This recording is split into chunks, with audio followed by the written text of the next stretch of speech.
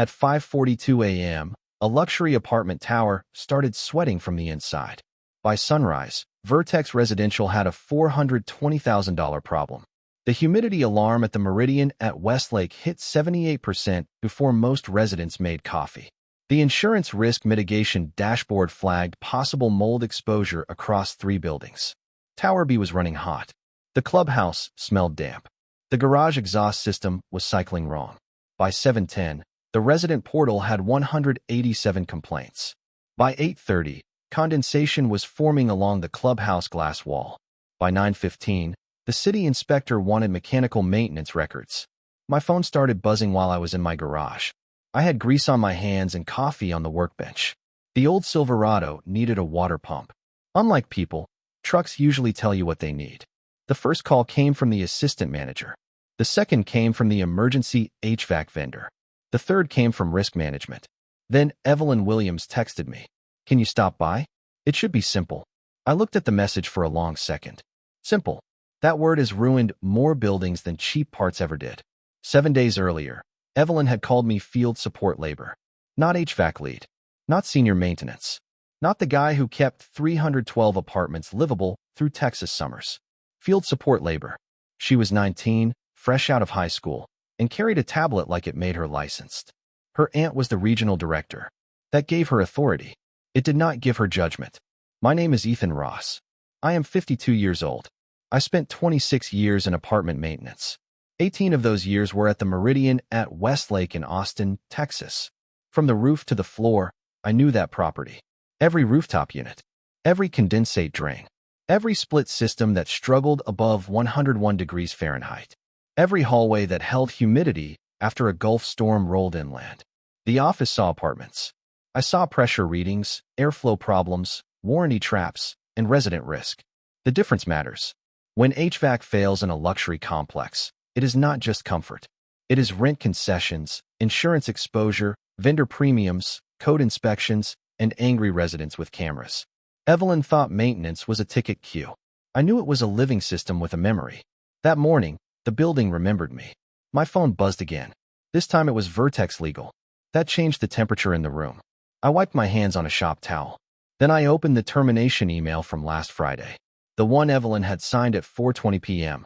The one saying my services were no longer required. I typed one sentence back.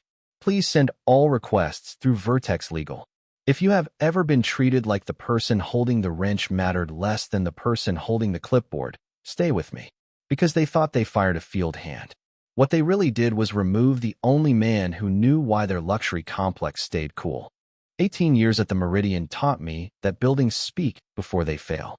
Pipes knock before they leak. Belts squeal before they snap. Compressors short cycle before residents start sweating. The trick is listening before the dashboard turns red. I started maintenance work at 26, after bouncing between roofing crews and warehouse jobs. My first apartment property had 200 units and equipment older than my toolbox. I learned fast because tenants do not care about excuses. They care about hot water, working air conditioning, safe lights, and doors that lock. That is fair. People pay rent expecting a home, not a troubleshooting experiment. By the time Vertex hired me, I knew plumbing, electrical, carpentry, appliance repair, and pool systems. But HVAC became my specialty because Texas does not forgive guessing. In Austin, a weak system becomes a resident emergency by lunch. A clogged condensate line becomes ceiling damage by dinner. Bad humidity control becomes an insurance problem before the weekend ends. The Meridian was supposed to be luxury. 3 towers, 312 units, rooftop package units, split systems, makeup air units, garage exhaust fans, a chilled water loop feeding the clubhouse, building automation schedules tied to occupancy and weather. It looked polished from the leasing tour. Underneath, it was a complicated machine. I knew which rooftop unit vibrated when the south wind shifted. I knew which drain pan needed tablets before June. I knew which compressor had a rebuilt contactor from 2019. I knew which vendor would answer after midnight. None of that sounded important in an office meeting. It mattered when residents were paying $3,400 a month. It mattered when lawyers started using words like premises liability. It mattered when the insurance carrier asked about subrogation after water damage spread. Those terms sound fancy. On site, They mean paperwork, photos, logs, and proof you did your job. That was why I kept binders. HVAC service logs in blue. Vendor warranty notes in black. Emergency sequence maps in red. Evelyn used to point at them like they were museum pieces. She said everything should be in the app. I told her the app could not smell a burnt capacitor. It could not hear a blower motor struggling behind drywall. It could not know that Tower B always ran humid after 3 days of rain. She laughed like I was being difficult. I was not difficult. I was accurate. There is a difference. The field teaches you accuracy the hard way. Miss one shutoff valve, and a small leak becomes 5 floors of complaints. Miss one refrigerant note, and a warranty claim disappears. Miss one inspection deadline, and risk management starts asking expensive questions. I did not keep those records because I loved paperwork. I kept them because a luxury property can lose its reputation faster than a thermostat can drop 2 degrees. Evelyn never understood that. She thought maintenance was the bottom of the company. I knew it was the foundation. For years, the Meridian looked effortless from the outside. The leasing office smelled like citrus candles. The lobby had marble floors and cold sparkling water. Prospects saw skyline views, stainless appliances, and a pool deck built for social media. They never saw me on the roof at 2 a.m. with a headlamp and a meter. That was the point. Good maintenance is invisible when it works. Residents renewed leases because their apartments stayed comfortable. Investors liked the occupancy reports. Corporate liked the low emergency spend. Nobody asked why summer numbers stayed clean. They just assumed the building behaved.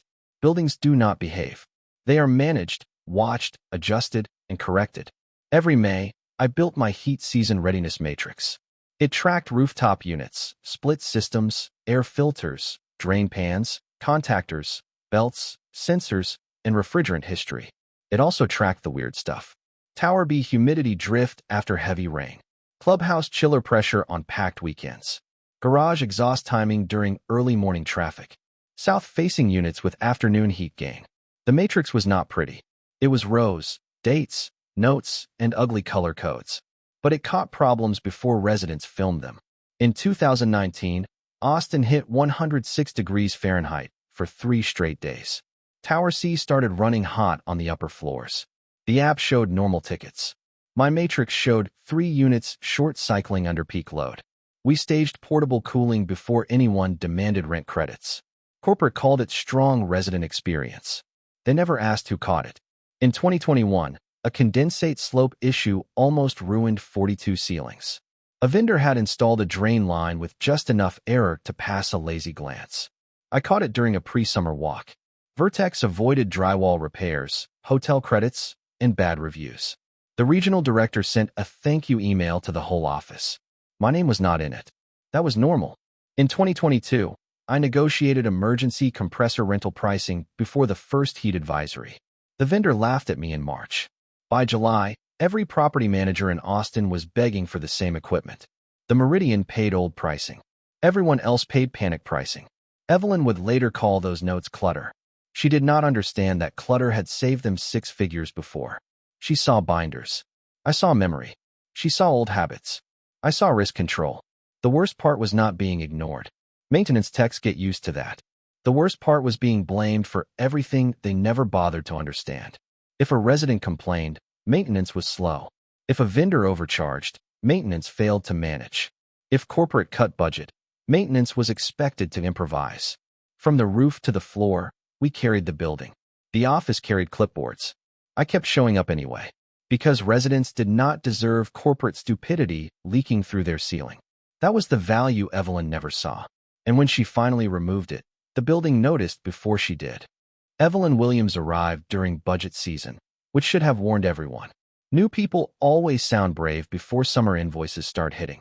She was 19, fresh out of high school, and related to the regional director. Corporate called her assistant property operations coordinator. The maintenance crew called her the clipboard with Wi-Fi, but never where cameras could hear. She walked the property in clean white sneakers and pointed at equipment she could not name. Her tablet had stickers. Her voice had authority. Her experience had not caught up with either. The first time she joined our maintenance meeting, she opened with a slide deck. Maintenance Modernization Through Smart Ticket Routing. I still remember the title because it annoyed me in 3 different ways. She said resident requests needed better visibility. Fair enough. She said technicians needed measurable accountability. Fine. Then she said field staff relied too much on tribal knowledge. That was when I put my pen down. Tribal knowledge is what office people call expertise before they need it. Evelyn wanted every work order ranked by cost, completion speed, and resident satisfaction score. She wanted no technician approving vendor escalation without office review. She wanted emergency calls routed through the app first. The app had never stood on a roof in August. It had never watched a compressor trip under load. It had never smelled insulation getting damp behind a clubhouse wall. I asked one question. Who approves emergency compressor rentals after 6 in the evening? Evelyn smiled like I had stepped into her training module. The system recommends vendor routing based on price and availability. I asked who overrides that when the cheapest vendor is not warranty approved. Her smile changed shape. She said we were not building exceptions around old preferences. I wrote that down. Old preferences. That meant approved warranty vendors, after-hours access rules, and emergency staging agreements. Then I asked who knew Tower B lost humidity control when the make-up air unit tripped after storms. Evelyn glanced at her tablet. The tablet did not know. Neither did she. She said that was exactly why Vertex needed less single-person dependency. I almost laughed. Dependency is when a building cannot function because one person hides information. Expertise is when one person spent 18 years learning what the building tries to tell you. She could not hear the difference. Around the table, my crew got quiet. Carlos stared at his boots. Mike pretended to read a filter-in voice. The new kid, Brandon, looked at me like he wanted permission to breathe. Evelyn kept talking.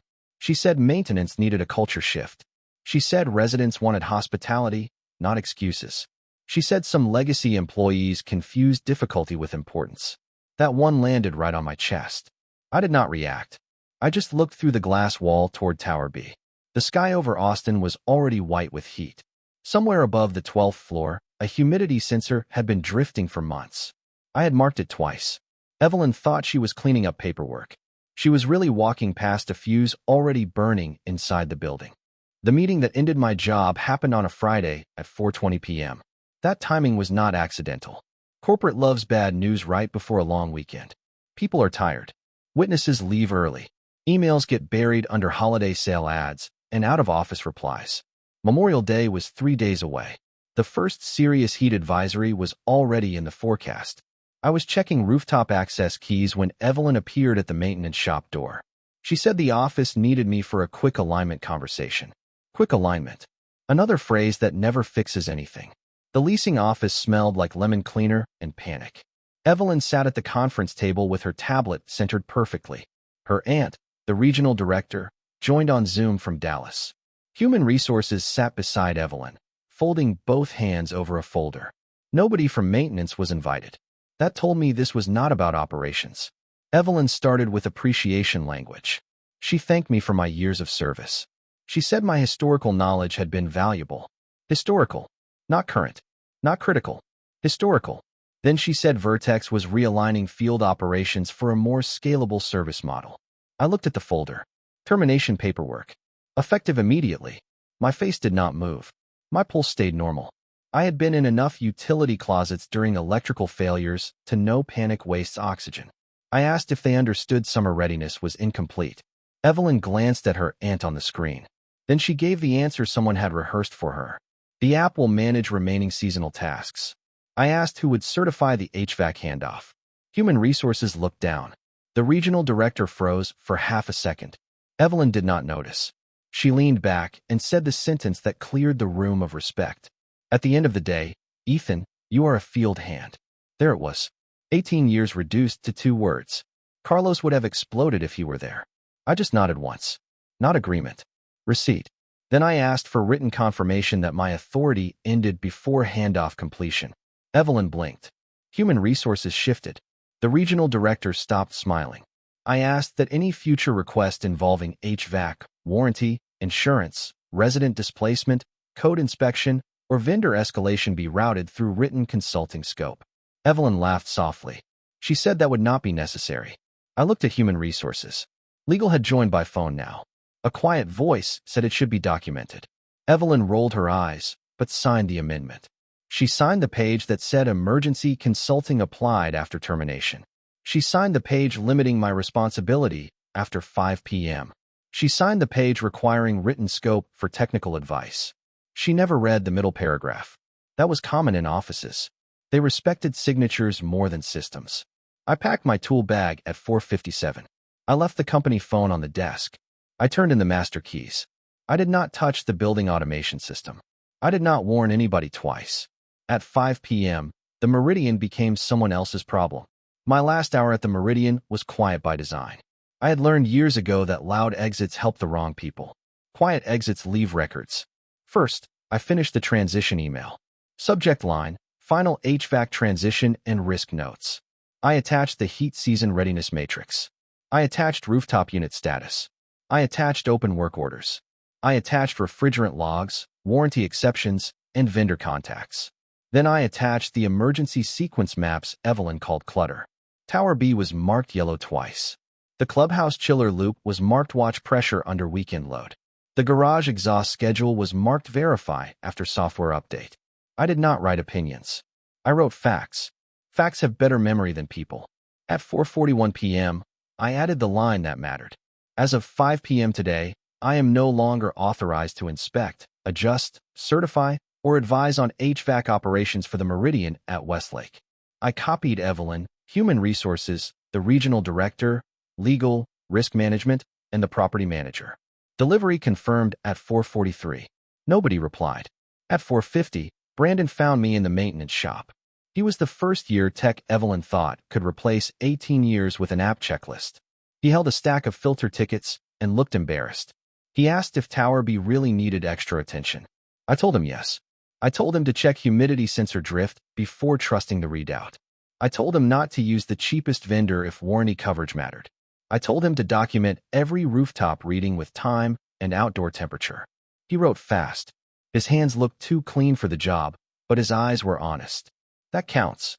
At 4:57, I placed my keys on the shop desk. At 4:58, I set down the company phone. At 4:59, I took one last look at the building automation screen. I did not touch it. That mattered too. No one could say I changed settings on the way out. At 5 o'clock, I walked through the garage and left. The air outside felt heavy. Texas summer always arrives before the calendar admits it. Over the weekend, I fixed my truck and ignored the habit of checking weather alerts. Monday was Memorial Day. Tuesday morning, the heat came early. At 5:42 a.m., my personal phone started vibrating across the workbench. First, Brandon, then the assistant manager, then the emergency vendor, then risk management. I let every call go. At 6:09, Evelyn texted that the app showed conflicting HVAC status. At 6:14, she asked for the rooftop access sequence. At 6:22, she wrote that residents were complaining about humidity. I did not answer by text. At 6:31, I sent one email to Vertex Legal. Please route all post-termination technical requests through the written consulting process. Then I opened a new spreadsheet. Date, time, sender, system, issue, exposure category. Every request went in clean. They had wanted everything measurable. So I measured the cost of not listening. By 7:10 a.m., the Meridian had stopped pretending this was a ticket issue. 187 resident complaints will do that. The first messages were normal apartment anger. Too hot. Too humid. Air feels stale. Why is the hallway sweating? Then the language changed. Residents started mentioning damp walls, slippery lobby floors, and possible mold. That word moves faster than any maintenance app. Evelyn finally stopped texting like this was simple. Her 7:18 message said risk management is asking about exposure. I almost felt bad for her. Almost. She thought HVAC meant cold air. HVAC is temperature, humidity, pressure, ventilation, drainage, warranty, and liability. Miss one piece, and the building starts billing you in different ways. Tower B had lost humidity control first. That matched my notes exactly. After heavy rain, the makeup air unit could drift if the sensor calibration slipped. The app saw airflow. It did not understand moisture load. Then the clubhouse chiller loop started running high pressure during breakfast traffic. That matched my weekend load warning. Then the garage exhaust fans cycled out of sync. That matched the software update note from my transition email. 3 separate problems, one ugly pattern. The system was not failing randomly. It was responding to neglected knowledge. At 8:03, the emergency vendor emailed Vertex. They could send a crew, but warranty coverage was uncertain. Service logs were incomplete after my termination. At 8:22, the insurance carrier asked for preventive maintenance records. At 8:47, the city inspector requested mechanical readiness documentation. By 9:15, legal joined the thread. That was when everyone became polite. Evelyn wrote that they needed my insight to protect residents. I saved that email. Then I answered through legal only. Please define requested scope and decision authority. No one liked that sentence. Professionals usually do not. It forces them to admit what they actually need. At 9:39, Brandon sent a message through the proper channel. He said he found the Tower B humidity sensor reading normal. He also said the corridor felt wet. That kid was learning fast. I replied that sensor drift can display normal while the space tells the truth. Verify with a calibrated hygrometer. Check the makeup air damper. Document outdoor temperature and relative humidity. That was technical assistance. I logged it. At 10:11, Risk Management sent a broader request. They needed a stabilization plan, warranty path, resident exposure estimate, and insurance documentation. That moved this from HVAC advice to emergency consulting. Different category. Higher rate. Evelyn still thought the cost was the broken equipment. She was wrong. The real cost was resident credits, vendor premiums, legal review, deductible pressure, and lender questions. The luxury complex was not just overheating. Its risk profile was changing by the hour. By 10:30 a.m., I sent Vertex Legal a 4-page consulting packet. No anger, no lecture, no dramatic confession about loyalty. Just terms, scope, and a price. Emergency HVAC consulting was $575 per hour. Heat advisory response carried a 12-hour minimum. Warranty recovery support required written authorization. Insurance documentation required risk management approval. Any advice outside that scope needed a new request. I added a responsibility limitation in plain English. I was not liable for adjustments made after 5 p.m. Friday. I was not responsible for missed inspections after termination. I was not retroactively certifying work I did not perform. Legal understood that part immediately. Evelyn did not. At 10:44, she wrote that the rate was ridiculous. At 10:46, legal replied that direct comments should stop. I saved both messages. Then I attached my support ledger. 29 calls, texts, and emails before lunch. Each one listed time, sender, system, issue, and exposure category. They wanted data-driven maintenance. I gave them data. The third section was the restoration plan. Verify Tower B humidity with calibrated meters. Inspect makeup air damper position. Check condensate overflow switches. Validate garage exhaust schedule. Rebuild the chiller loop pressure history. Confirm refrigerant logs for warranty appeal. Stage temporary cooling if resident complaints crossed threshold. Prepare insurance packet before carrier reserved rights. It was not magic. It was the work they had called clutter. At 11:20, the emergency vendor sent their estimate. Premium response, $96,000. Temporary cooling units, $48,000. Warranty review, pending. Resident credits, estimated at $112,000 and climbing. Legal review, insurance coordination, and inspection support pushed exposure higher. The number was already moving toward $420,000. Evelyn still argued for waiting on the app recommendations. The app recommended a cheaper vendor available Thursday. Thursday might as well have been next winter. Risk management rejected it in writing. That was the first time someone above Evelyn admitted the obvious. The building did not need a ticket solution. It needed someone who knew the system. At 12:05, the regional director asked whether another consultant could do it cheaper. Legal forwarded my final transition email. Then the vendor forwarded one sentence that ended the debate. Without prior service history, full diagnostic may require 4 days. 4 days meant more complaints, more credits, more moisture, more exposure. At 12:22, legal accepted my terms. At 12:30, I asked for written authority before touching any system. Evelyn sent one last message. Just get here and fix it. I forwarded it to legal unanswered. By 12:41, a formal contractor agreement hit my inbox. That was the final turn. They had fired me as labor on Friday. By Tuesday lunch, they were hiring me back as the expert their lawyers insisted on. The contractor agreement came through at 12:41 p.m. I signed at 12:49. Not because I missed Vertex.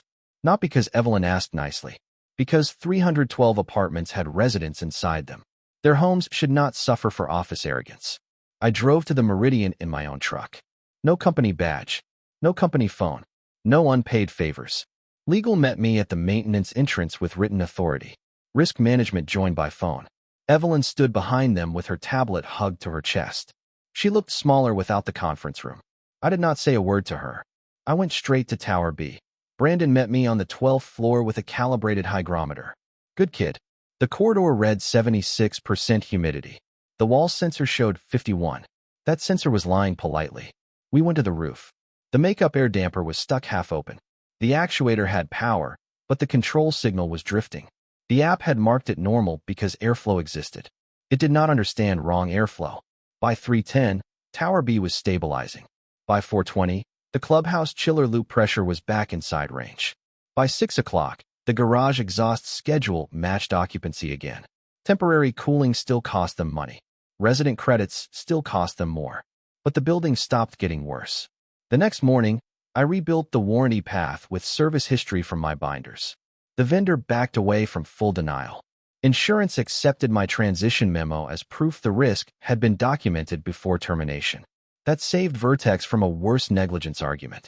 Legal understood exactly what that meant. Evelyn did not speak during the review call. The final exposure landed at $420,000. Emergency vendor premium. Temporary cooling. Resident credits. Legal review. Insurance deductible adjustment. Warranty appeal costs. My consulting invoice. Every line had a timestamp behind it. Every timestamp led back to one decision. The board asked why summer readiness had been interrupted. Legal opened my termination amendment. Then they opened my final transition email. Then they opened Evelyn's message calling my rate ridiculous before reading the risk report. That was the moment her authority ended. Her new title arrived the following week. Resident Experience Project Liaison. Pretty words. No maintenance budget. No firing power. No vendor authority. Brandon stayed. I trained him for 6 weeks under contract. He listened better than most managers I had known. I told him the building always talks first. The job is hearing it before residents do. As for me, I never went back full-time. I formed Ross Building Systems Consulting. Luxury housing HVAC risk audits. Preventive maintenance reviews. Insurance documentation support. I charge more now. People listen faster when the invoice has teeth. Evelyn never apologized. That was fine. Buildings do not care about apologies. They care about airflow, drainage, humidity, and records. Sometimes karma does not slam a door. Sometimes it hums through a rooftop unit, prints an invoice, and reminds an office that the field hand was holding the whole building together.